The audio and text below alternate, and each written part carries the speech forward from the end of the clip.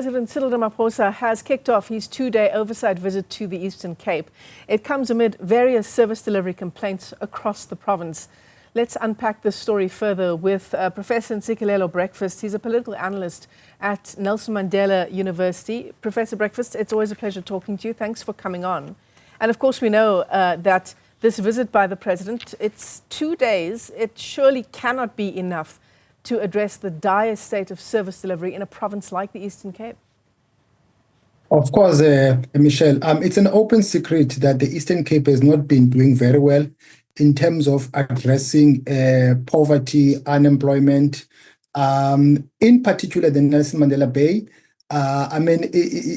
It's quite obvious that the municipality, for instance, has been chopping and changing mayors. We have had 4 mayors since the last local government elections, and that has had a negative spillover effect to the administrative side of things, thereby affecting services which are needed by the people on the ground.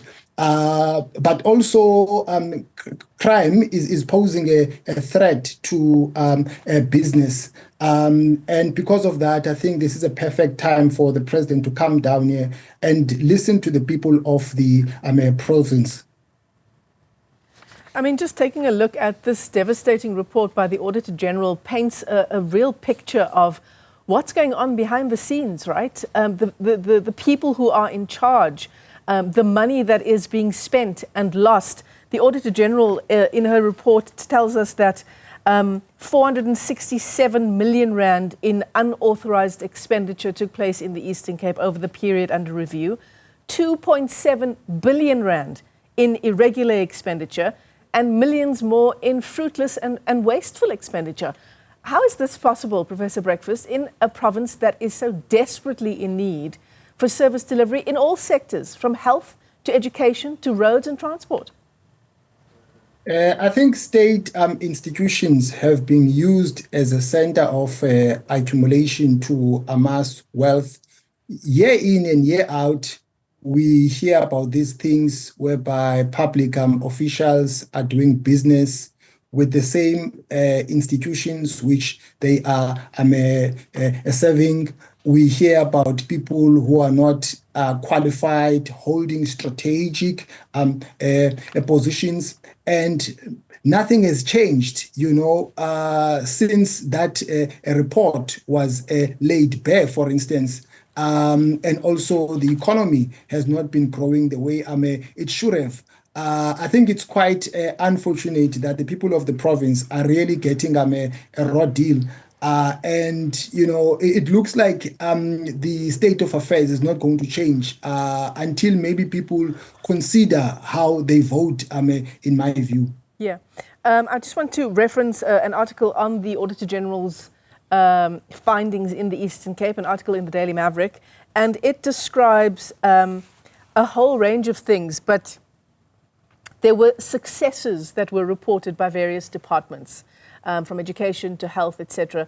And these successes could not be backed up. They were non-existent. They did not exist. And then 2 departments were singled out by the Auditor General as well for spending their entire budgets but achieving very little. The Department of Education had a school education program. It spent 100% of its budget. According to the Auditor General, it achieved 20% of its target. Then the Provincial District Health Services overspent its budget, but achieved 45% of its targets. Well, that doesn't paint a good picture about the leadership of this province, but also it showcases how there is a gap between the political elite and the citizens of the province. I think, we've been hearing the same thing over and over again. And I think this time around, it is incumbent upon people, to make a call in terms of what kind of leadership do they want. because I mean we keep on saying the same thing over and over again, but our statements are falling on deaf ears. So I will leave it personally to the voters to make a call. You're saying let's take it back to the ballot booth, but the point is, are our oversight mechanisms failing so dismally? We see our portfolio committees from Parliament conducting these oversight visits. They have a litany of issues that they highlight. Do they not go back there and say, this is what you had promised, this is what you've delivered, and this has been the consequence? Heads should be rolling. No, of course. It's one thing to do oversight, whereby you put the control measures in place, and that is all well and good. It's another thing to institute discipline, whereby you crack the whip. So it's useless to do oversight visits if you don't institute legal action against those people who are at fault, so that even other people who are thinking of doing the same thing can see that there are consequences. But if you do oversight visit, you say the same thing, you don't take action, to me that is useless. Yeah, I mean, there are calls from opposition parties for a commission of inquiry into governance in the Eastern Cape. I wonder, you know, you've talked about oversight visits being useless. Would you say the same about commission of inquiries? We've had several of those in our country. I'm not sure how much we have to show for those commissions of inquiry. And how useful, even Professor Breakfast, is this visit by the president for 2 days? Well, if the visit will be a building block to uncover the truth and to use those findings to take action, then I will applaud that. But if it's just paying us a visit for the sake of paying us a visit, then I mean that doesn't add to the good governance that is needed.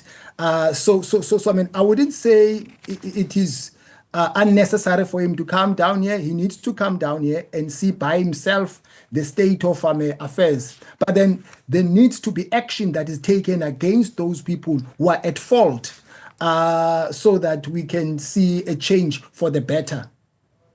I'll give you another statistics, Professor Breakfast, as we talk about the issue of unemployment facing our country. We know it's probably one of the biggest challenges that we face as a country. More than half of our young people are sitting at home without a job. You know, and a whole range of issues feed into that. There are school nutrition schemes that are being looted to the extent where schools are not able to provide food. Children are going hungry. There's a huge issue of stunting and how that malnutrition impacts a child into adulthood. And then there's the issue of the medium-term target for the Education Department in the Eastern Cape was to get 2.9, almost 3 million children into early childhood development centres. According to the Auditor General, of that almost 3 million, we've managed to get just over 100,000 children into these ECD centres. We are falling dismally short, and it's having a long-term impact on our ability to make our children and adults employable at the very least. The worst part of it, Michelle, is that these social ills that they're talking about are affecting in the main young people, and that tends to contribute negatively even to political behavior, because some of the young people, because of services which are not rendered, they tend to stay away from the polls.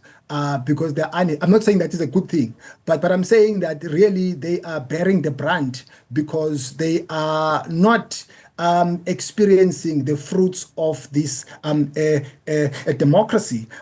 So there needs to be intervention to address these problems, because young people have not been getting the benefits of the democracy that others have been experiencing. And it starts from early on. From early childhood, they're not getting the benefits. Professor Ntsikelelo Breakfast, thanks for coming on to the program. He's a political analyst at Nelson Mandela University. As we continue to track the president's 2-day visit to the Eastern Cape, our team is also on the ground. Newzroom Afrika's Ziyanda Ngobo and Sipa Kema tracking the president on this visit. Let's hope something concrete comes out of it.